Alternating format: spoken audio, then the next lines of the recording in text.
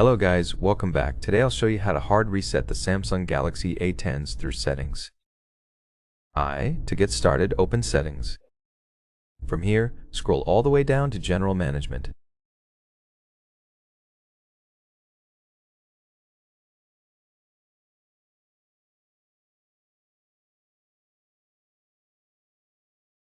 Then select reset and choose factory data reset.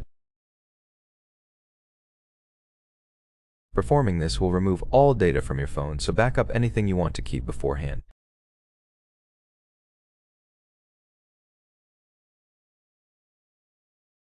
Now select Reset and delete all to begin the process.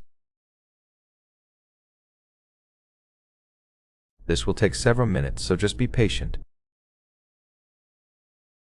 Once finished, you'll see the Android setup screen.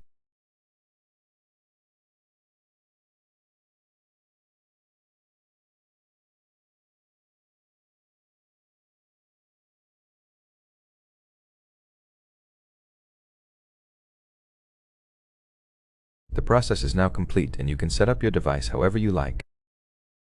If you found this helpful, don't forget to like, subscribe, and thanks for watching.